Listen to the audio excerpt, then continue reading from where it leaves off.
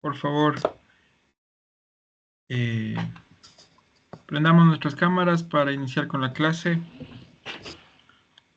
Magíster, buenas noches. Buenas noches, María Graciela.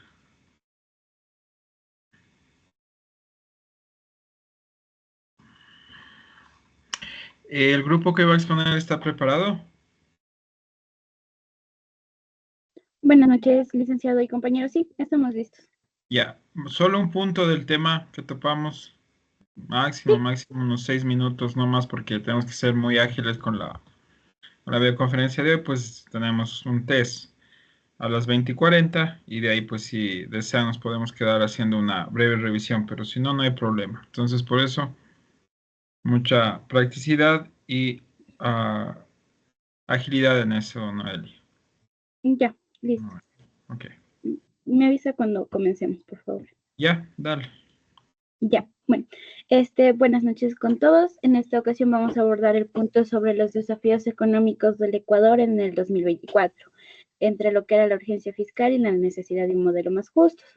En 2024, el Ecuador, como se sabe, se enfrentó a uno de sus años más complicados en lo que es la economía, según el informe de las perspectivas económicas mundiales del Banco Mundial, que redujo la proyección del crecimiento del PIB, o sea, el Producto Interno Bruto, que pasó de un 1,9% a un 0,7%. A esto se sumaron los factores que ya sabemos, como lo que fue la crisis energética, la inseguridad y la desconfianza institucional, y hubo una baja de la inversión extranjera. A esto, el gobierno actuó frente a la crisis, pero sus acciones no fueron muy solventes, por así decirlo, sino que fueron más reactivas que estratégicas, ya que se buscó recaudar dinero de forma rápida, pero no se plantearon cambios profundos que ayuden a la economía para que crezca de manera sostenible. Por ejemplo, se subió el IVA al 15%. Y claro que el IVA daba más dinero al Estado en corto plazo, pero no solucionaba los problemas como la falta del empleo o la baja de la inversión productiva o la de la desigualdad. El profesor Rubén Flores, el decano de la Facultad de Economía de la PUCE, destacó que el nuevo gobierno se enfrentó a la necesidad de definir un plan económico en tiempo récord, a pesar de algunos esfuerzos como la ley de potenciabilización del empleo, el incremento del IVA del 15% y la ley de competitividad energética. Las soluciones aplicadas se orientaron más a una recaudación inmediata que a una transformación estructural económica. Esto además se planteó la necesidad de financiar el 25% del presupuesto estatal con deuda, lo que ponía al país en una posición muy vulnerable. Y el aumento del IVA provocó afección a las personas más vulnerables. También Flores insiste en que hay alternativas que no han sido exploradas adecuadamente, como una de ellas sería establecer contribuciones especiales a grandes grupos económicos y transnacionales, sobre todo lo que han incrementado sus ganancias en los últimos años, como las farmacéuticas y grandes cadenas de importación. También propuso discutir los subsidios focalizados para evitar que beneficios como el subsidio del gas lleguen a los hogares de alto poder adquisitivo. En el 11 de febrero de 2025, el Banco Mundial aprobó un financiamiento adicional para que el Ecuador pueda fortalecerse a los sistemas de protección social, asegurando un mayor impacto en la población más vulnerable. El financiamiento fue aproximadamente de unos 110 millones que se destinaría a los proyectos de protección social ejecutados por los ministerios de Economía y también destinados al Ministerio de Salud Pública. En cuanto al empleo, también hay el problema de los jóvenes ninis, que se supone que son jóvenes que ni estudian ni trabajan. Y esto también suma un problema, ya que son más del 60,000 que siguen sin ser abordados con políticas públicas efectivas. Y finalmente, el experto nos advirtió que aunque se ha mantenido una inflación baja gracias a la dolarización, hay riesgos latentes como una crisis alimentaria que podría desatarse si no se toman medidas de producción sostenibles ni se reducen ni retribuciones eficientes. Muy bien, Noelia. Eso es todo, ¿verdad? Perfecto. Sigue mi compañera con una pregunta y un aportecito por ahí. Ok. Ya. ¿Cómo se evaluó la situación económica de Ecuador en 2024? En 2024 la situación económica de Ecuador fue más complicada de lo esperado. Aunque el año anterior pensaba que el país crecería un 3,2%, en realidad creció menos del 2,9%. Esta baja se debió principalmente a la recesión mundial y que Ecuador estaba desdolarizado. Esto lo volvía mucho más dependientes del contexto internacional. También cambiaron de gobierno y esto generó lo que fue incertidumbre. Tuvieron también que elaborar su plan y presupuesto en pocos meses. Eso también limitó mucho las acciones para mejorar la economía. A esto se sumó una crisis institucional donde muchas instituciones perdían la credibilidad, existió también la corrupción y reinaba la inestabilidad. Otro punto importante también fue la crisis de seguridad y la crisis energética, que junto con el poco interés de inversión extranjera empeoró el panorama. La presencia del narcotráfico, el crimen organizado y su vínculo con la política generó miedo y desconfianza y esto alejaba bastante a los inversionistas. Jameson, ¿puede seguir?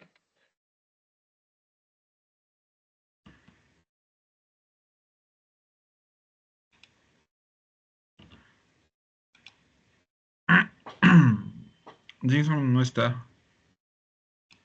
Por favor. Ya, entonces, Aquí está, aquí está. Sí, ahí ella. sí. Por favor, chicos, prendan las cámaras. ¿Sí está prendida la mía? Buenas noches. Sí, sí, sí. Perfecto. Sigue.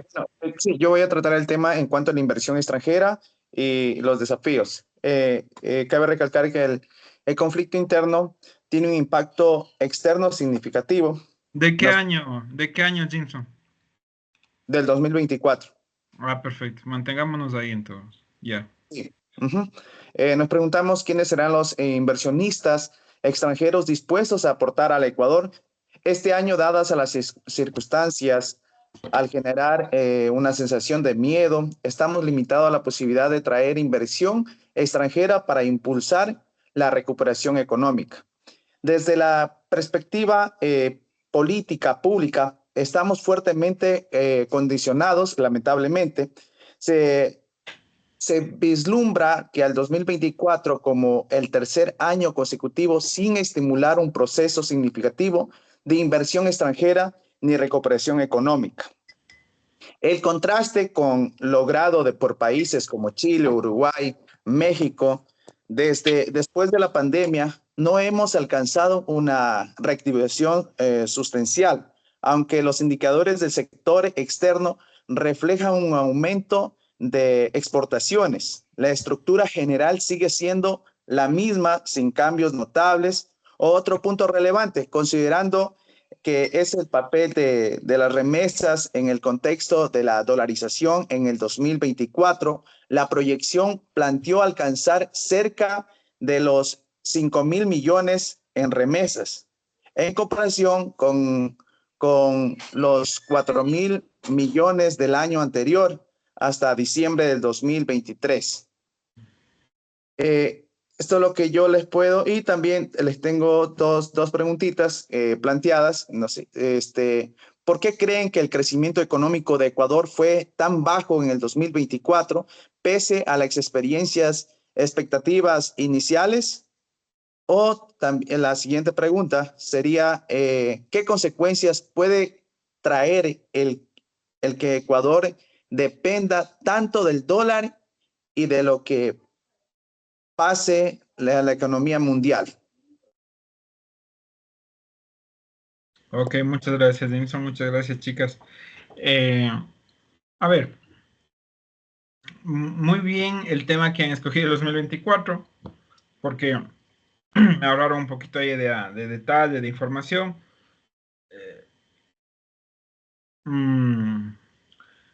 Muy importante lo que hizo esta parte sucinta Noelia acerca de las expectativas de crecimiento, cuánto se proyectó el crecimiento económico, no PIB, ¿no? Mucho cuidado en eso, hay que diferenciar muy bien eso.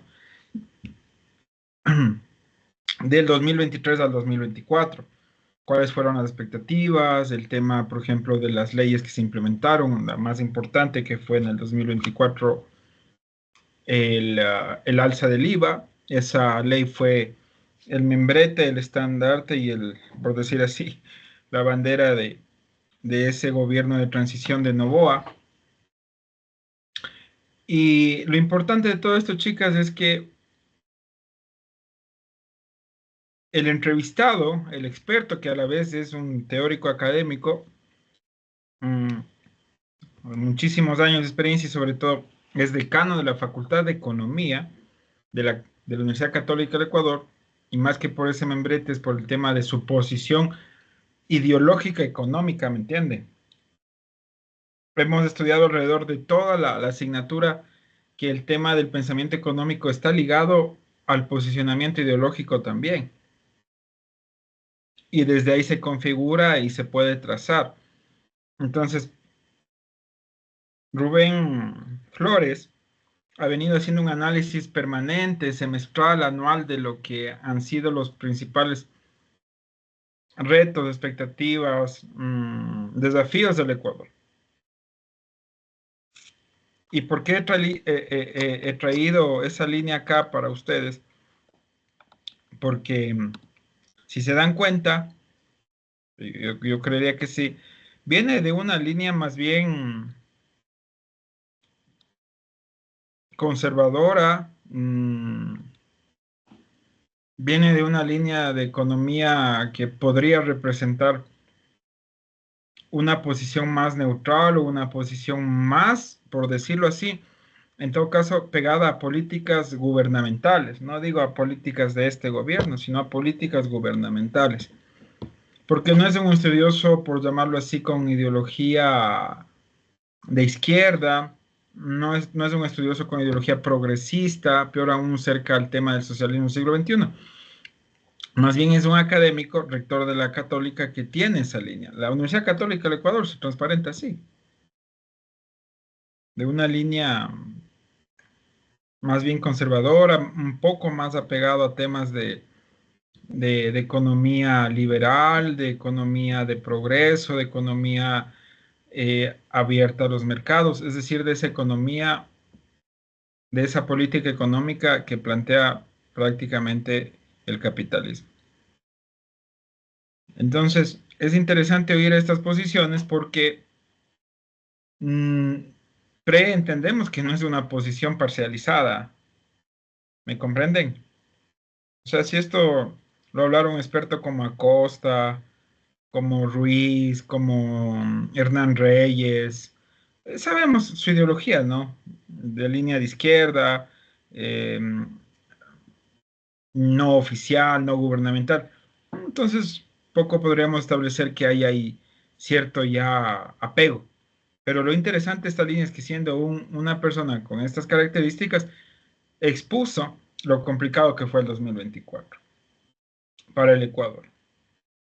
Y como bien dijo Noelia, o lo leyó bien también, o sea, en este resumen sucinto, las leyes que se implementaron, por ejemplo, esta famosa ley del IVA, del incremento de 3 puntos del IVA, fueron, como bien se lo dijo, medidas emergentes, medidas a corto plazo, medidas para entender una coyuntura, pero no medidas para pensar la perspectiva y el crecimiento y los desafíos del Ecuador justamente en el año que atravesamos.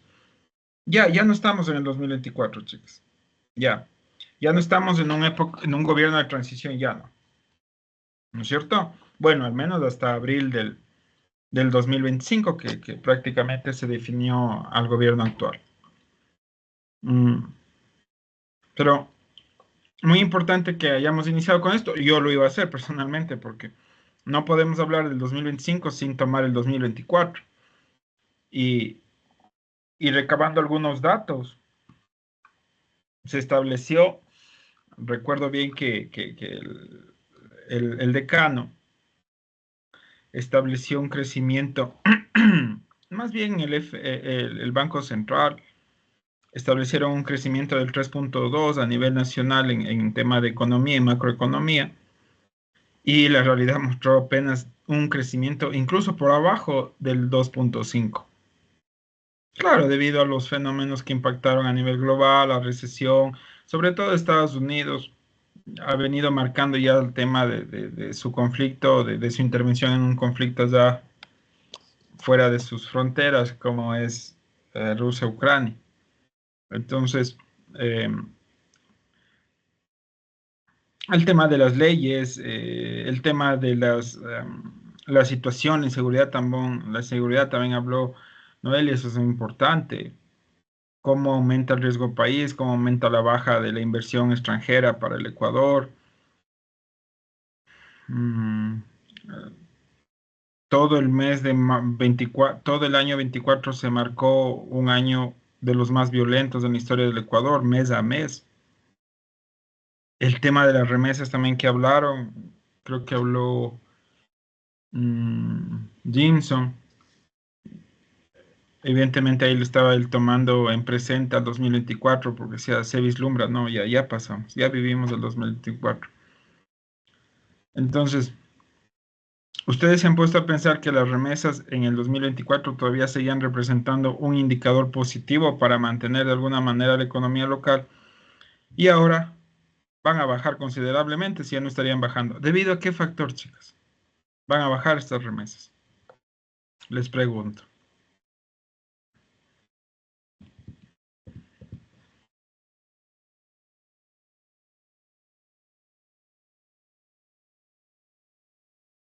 ¿Por qué se podrían ver afectadas las remesas que ingresan al país?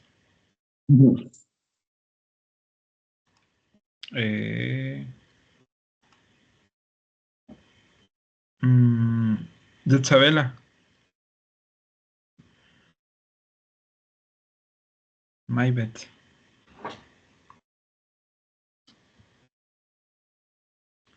Emily,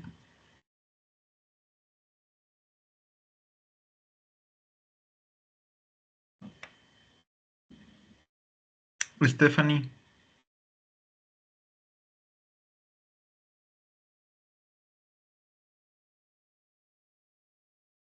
Buenas noches. buenas noches. Yo creería que es por los cambios de las reglas que da cada país, o sea, en base a la situación económica de los países de donde vienen las remesas, también con las condiciones que se enfrenta esto. Ok. Vero, Buenas noches con todos. Por ejemplo, en el caso de Estados Unidos, como los migrantes les está devolviendo a sus países, ya no va a haber tantas remesas que puedan venir acá al Ecuador. correcto. Esa es la razón principal, fundamental. Eh, con la reelección de Trump en Estados Unidos se implementó esta fuerte, no hay otra manera de llamarlo, persecución al migrante, casi que sofocamiento, tensión, el trato inhumano, cómo regresan a sus países. ¿Ustedes han visto las fotos? ¿Cómo regresan los migrantes acá al Ecuador? ¿Han visto, chicas? ¿Cómo regresan? Esposados, encadenados, ¿Y por qué? ¿Son delincuentes? por el simple hecho de ser ilegales. Ujú. Ok, también, gracias. También Flores decía en aquel análisis del 2024 que el plan de gobierno estaba bastante débil y bastante vacío en ciertos aspectos. Un poco se amparaba el gobierno en el 2024 al considerarse un gobierno de transición, ¿no? Porque iban a haber nuevamente elecciones ante una muerte cruzada, ante un presidente que no pudo sostener nada de lo que propuso en un plan inexistente desde el inicio. Pero si se dan cuenta, estas son las políticas económicas que han estado en el Ecuador desde el 2017 acá. Entonces, eh,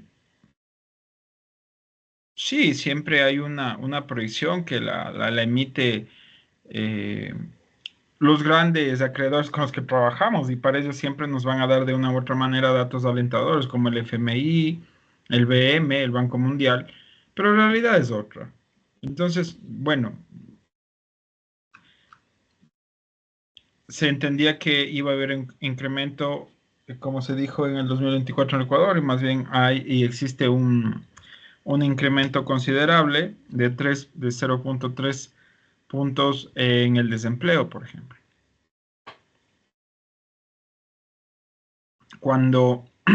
Bueno, con eso cerramos el 2024.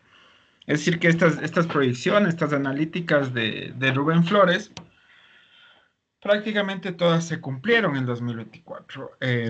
No hubo un crecimiento sostenible.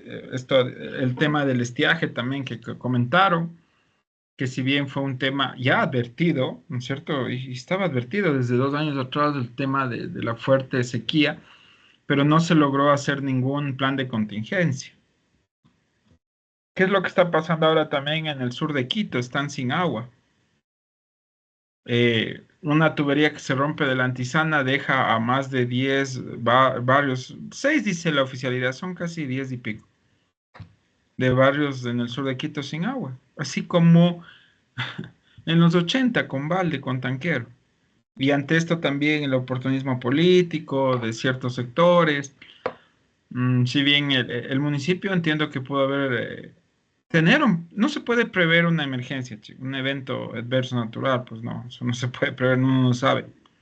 Pero sí se puede tener protocolos o planes de contingencia, por lo menos para poder mitigar un poco el impacto. Entonces, bueno, toda esta serie de políticas implementadas por el gobierno actuante en 2024, prácticamente, qué bueno que lo hayan leído ustedes mismos y se den cuenta que así funcionó.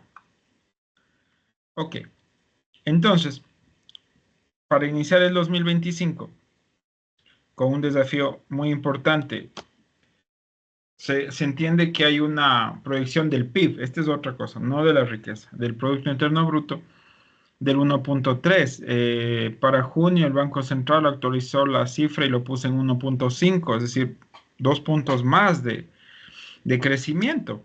Esperemos, el desempleo ha incrementado.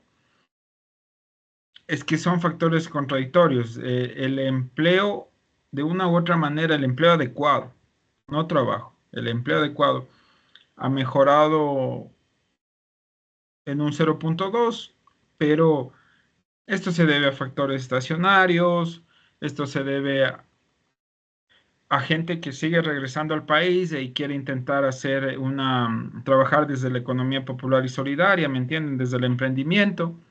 Entonces, de una u otra manera se genera empleo, pero no necesariamente adecuado. Adecuado es que usted sea comunicador y trabaje en comunicación. Y su empleo es que usted sea comunicador y trabaje en cualquier otro sector que no sea la comunicación. Sector comercial, servicios, productos, no sé. Cuando Noboa entra al país, entra ya en un gobierno de 4 años en el 13 de abril de este año, ¿se acuerdan? El riesgo país bajó considerablemente. Miren, esas son las estadísticas, esos son los datos, un buen dato de inicio de este gobierno. Hoy por hoy el riesgo país ha aumentado nuevamente, en el doble de lo que estaba.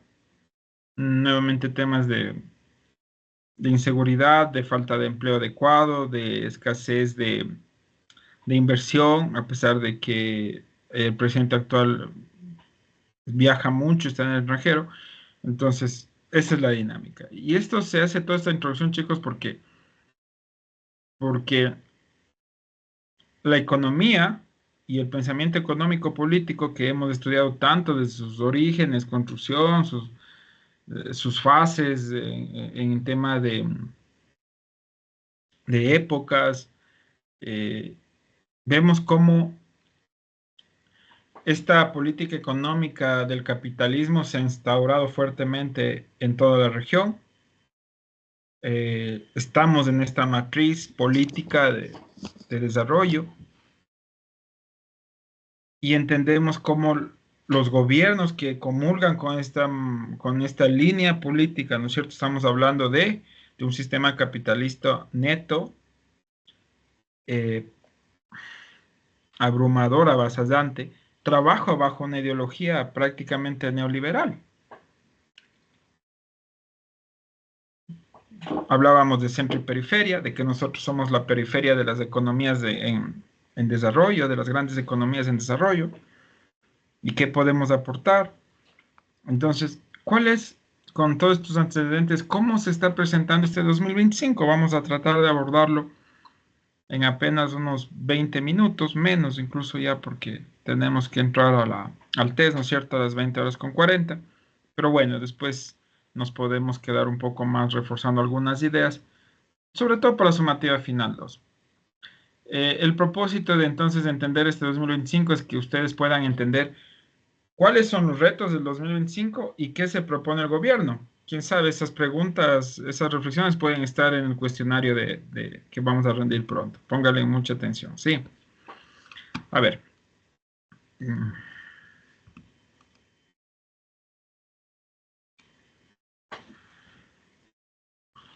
Me comunican si se está viendo, ¿ya? Sí se ve, Sí magister. se ve, profe. Gracias.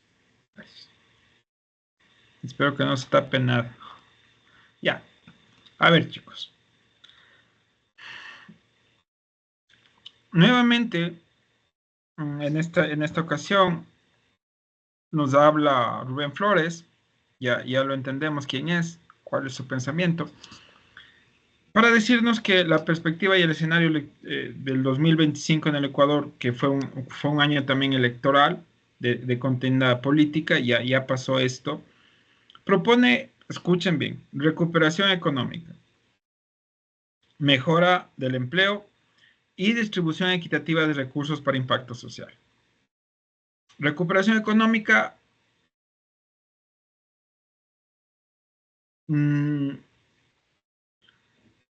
al menos no hay un plan así bastante claro que le proponga cómo el Ecuador se va a recuperar económicamente, porque esto va a impulsar totalmente el empleo, y si hay un empleo, una distribución equitativa de los recursos. ¿Para qué? Para justamente convertir este crecimiento económico, esta línea política, este pensamiento económico que está pegado a la política, a la política económica, al liberalismo económico, que ustedes lo manejan, para que se traduzca en mejores condiciones de vida. ¿Sí?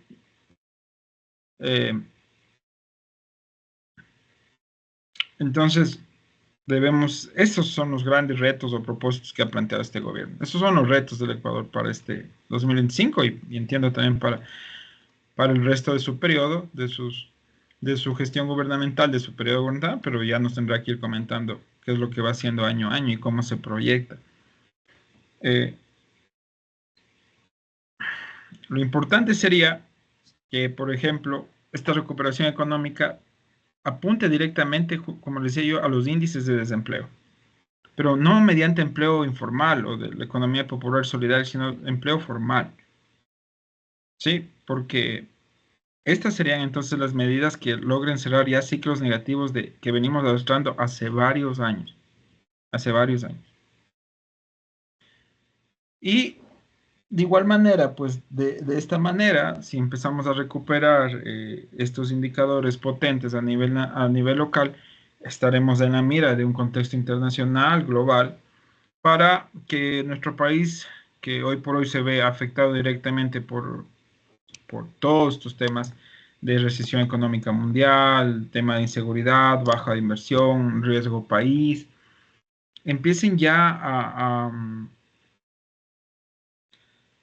a detenerse y más bien a lograr ser mitigadas, controladas para entender nuevas posibilidades de crecimiento para justamente enfrentar esta volatilidad que existe en las variables macroeconómicas del país.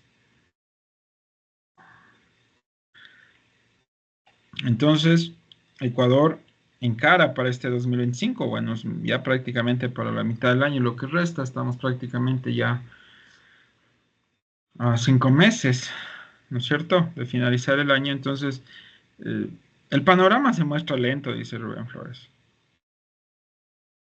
Es un panorama de lento crecimiento, dices más, y con desafíos ya no solo económicos, sino estructurales, que tienen que ver con el déficit fiscal, o sea, con una deuda que ya venimos arrastrando varios años, además del componente del escenario político fragmentado que yo espero que ya se termine de una vez por todas para que este gobierno pueda funcionar, ¿no es cierto? Entonces, si es que esto va superando el Ecuador, puede entender de temas para promover un desarrollo sostenible y equitativo, además a nivel mundial también. A ver. Sí, siempre hay que tener en cuenta la dolarización, ¿no? Y Jameson dijo una pregunta que me hizo reflexionar de qué pasaría si el dólar no existe, algo así, ¿no? Nos pensó. O sea, la pregunta es sumamente imposible. No, ya no se puede ni uno plantear ni hipotéticamente eso, ya les he dicho varias veces, creo. No hay posibilidad alguna, ni siquiera los expertos y teóricos y economistas de línea más radical de izquierda o de extrema izquierda podrían hablar de que no existe el dólar. No, es imposible. No, o sea, la pregunta es imposible. No, no hay forma. Entonces, en primer lugar, la dolarización en Ecuador no está en riesgo, nunca ha estado jamás. Lo que está en riesgo es la panorámica mundial, el alto déficit, este tema de la política fiscal complicada que manejamos hace varios años. Flores lo dice en el compilado, ningún político, actor, o sea, ningún actor político que esté en sus cinco sentidos o en su racionalidad podría hablar o hablar de desmontar la dolarización. Jamás, eso se usa como una treta política, se llama una baja campaña o estrategia electoral política. Y les gusta hablar de eso cuando hay elecciones. Lo peor es que sí surte cierto efecto y miedo en la población. Eso sí, por ahí debería haber estado la pregunta, Zips. ¿Cuál es el efecto de hablar de una posible desdolarización? Ahí sí, aceptamos toda esa pregunta. Y es tenaz y es de alto impacto porque genera lo que vivimos. Genera que la población de un país pobre, de un país en vías de desarrollo, vote por todo lo contrario a lo que les representa. ¿Se dan en cuenta? Sí se dan cuenta, ¿verdad? Eso genera.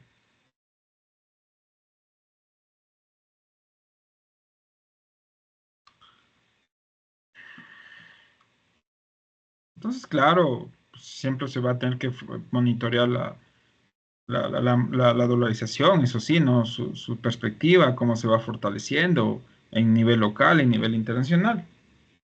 Entonces, eso sí es válido. En cuanto al desempleo,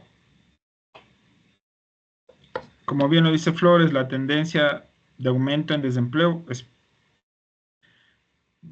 va justamente creciendo.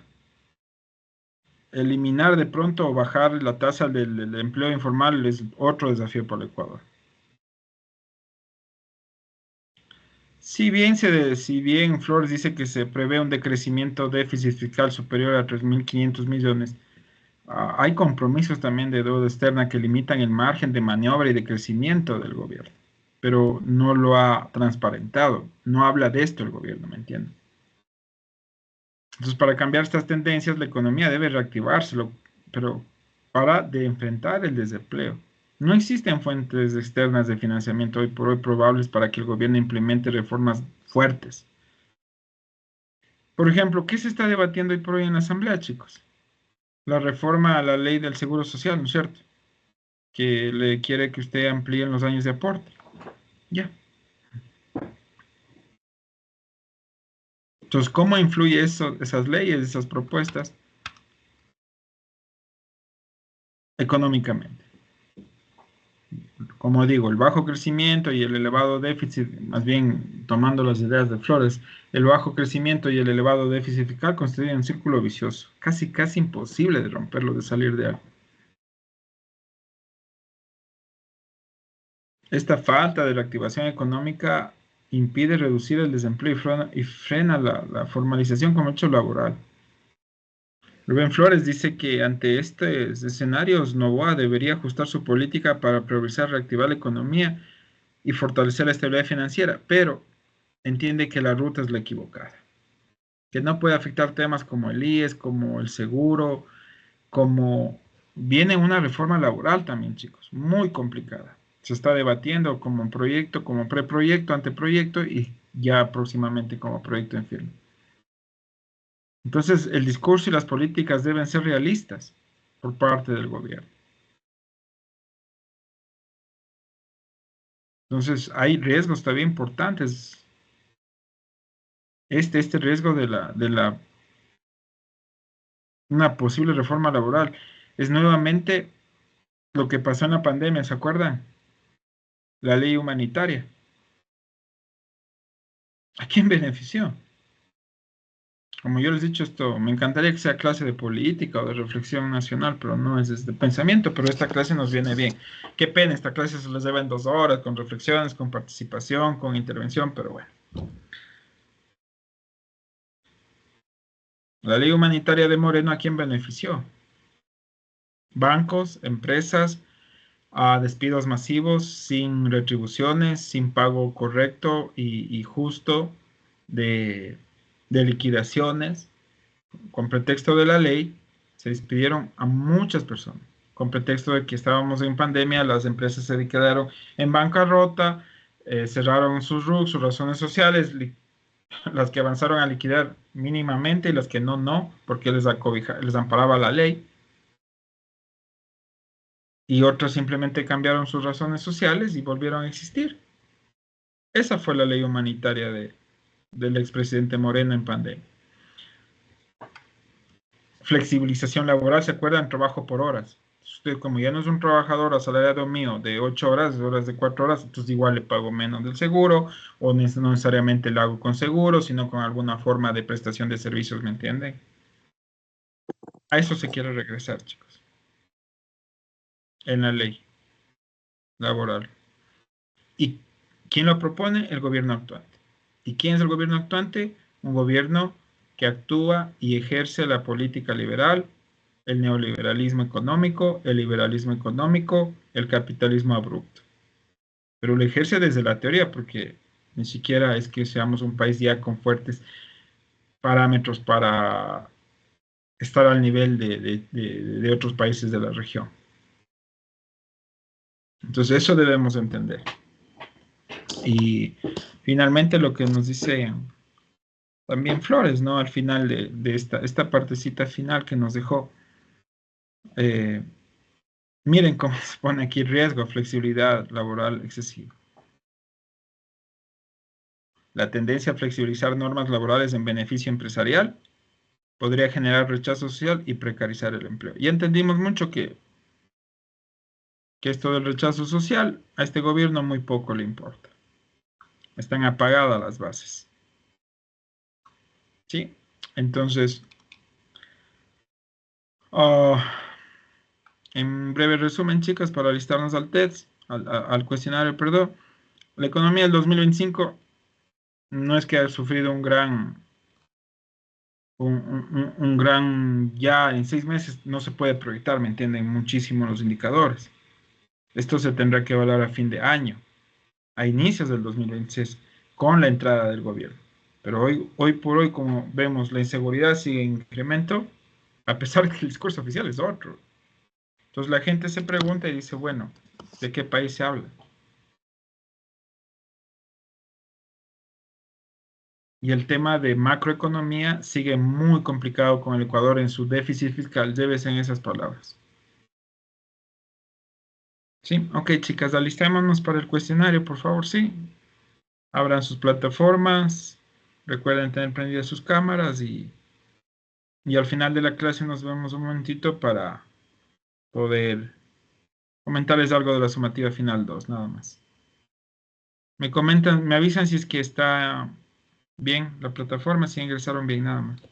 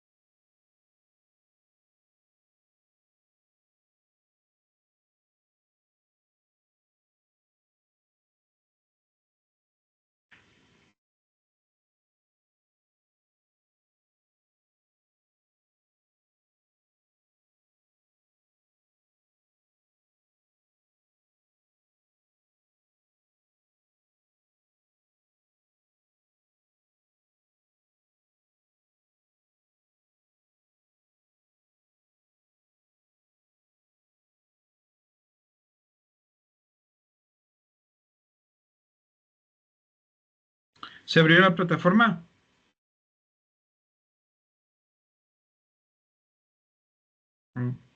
¿Sí? Sí, Magister. Muchas gracias. Jenny. Sí se habló.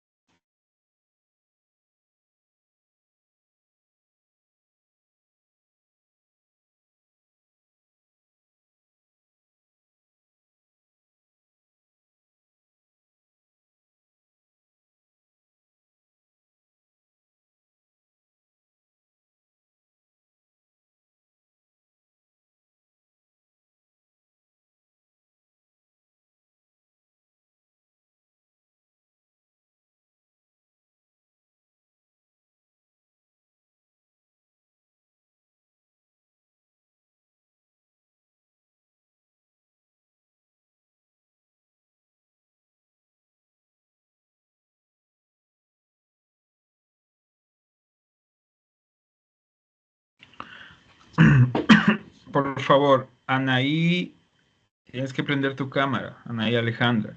Stephanie, lo mismo.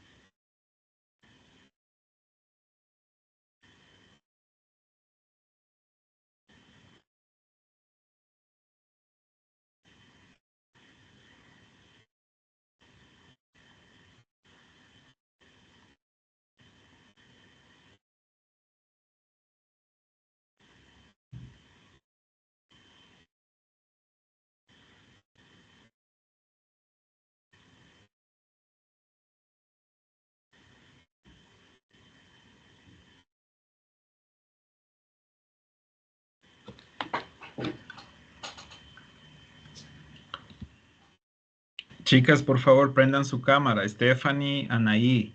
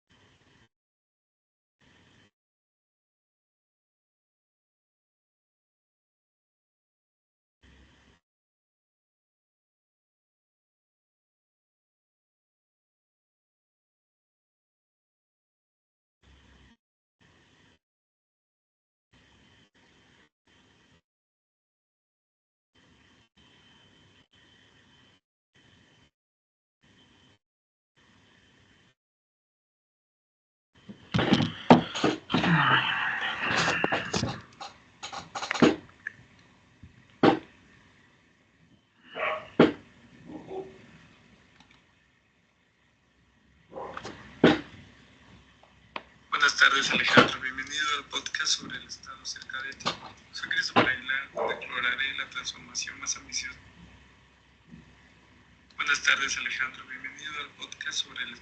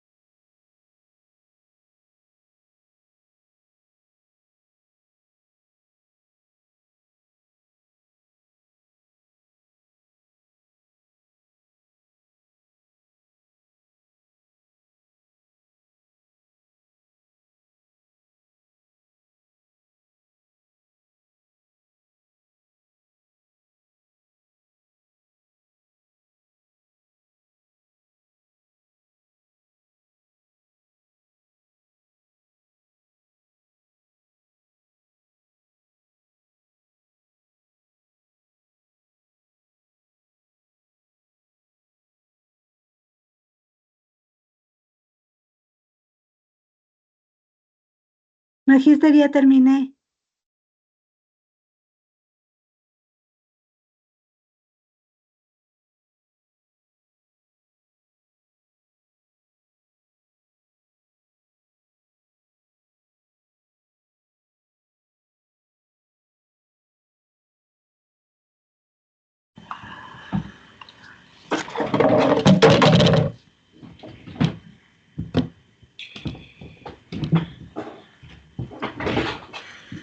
Magíster, ya terminé la evaluación. Muy bien. Quedémonos en clase.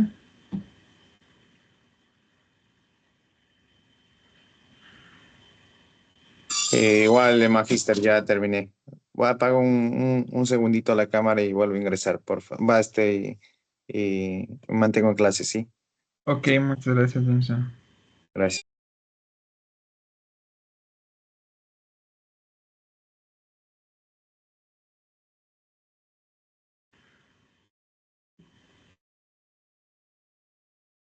Profe, ya terminé. Igual voy a apagar un momentito la cámara, por favor. Muchas gracias.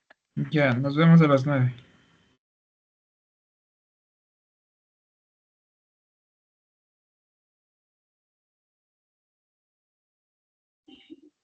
Magíster, yo igual por ya terminé, solo que no me pude conectar porque no tenía internet.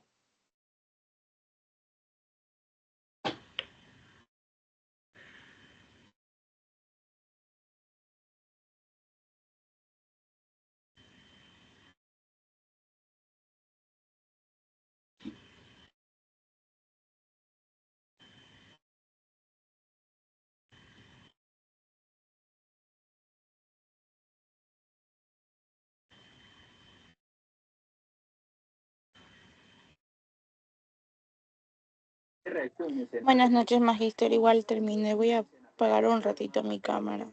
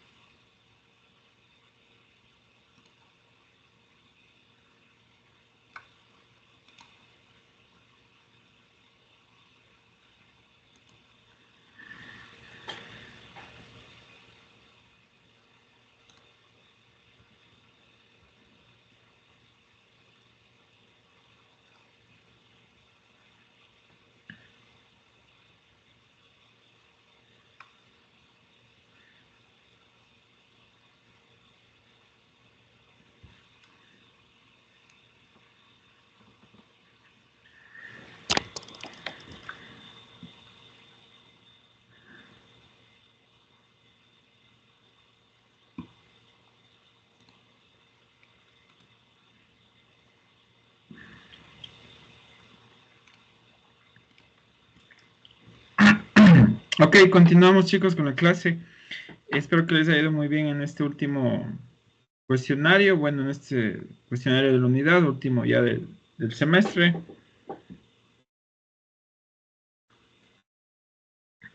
Vamos a terminar la clase ahí, a dejar de grabar para conectarnos en la última tutoría de lo que es el proyecto de la sumativa final 2.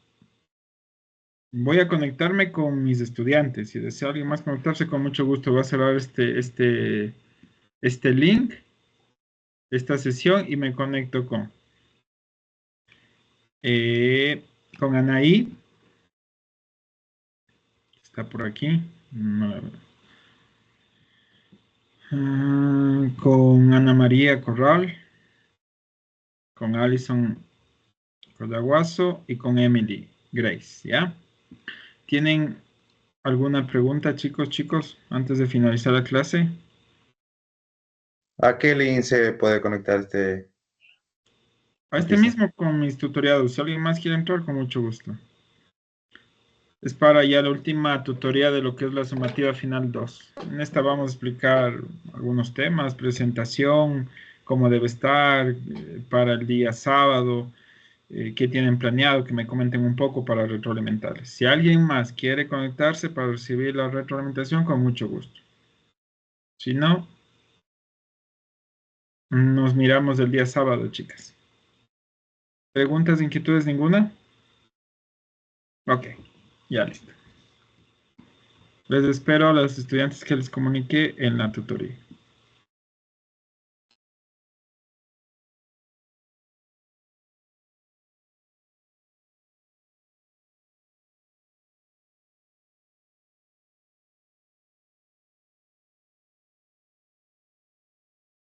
O sea, hay que desconectarse y volverse a conectar, ¿verdad?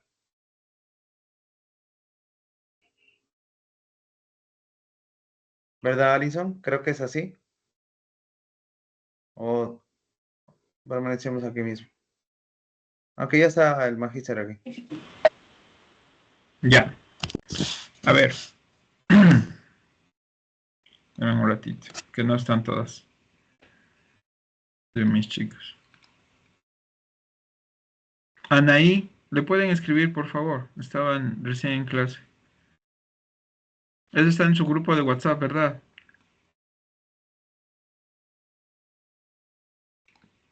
Aunque creo que uno, o sea, se desconectaron para volverse a conectar este magíster.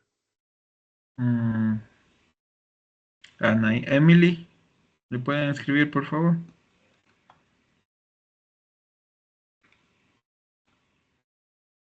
Ya les escribo. Muchas gracias. En el grupo, sí.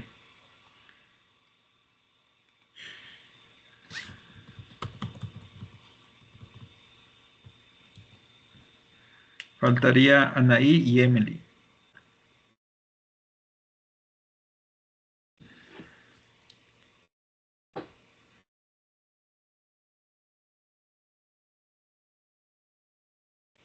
Ya están ahí. Ya. A ver, lo vemos.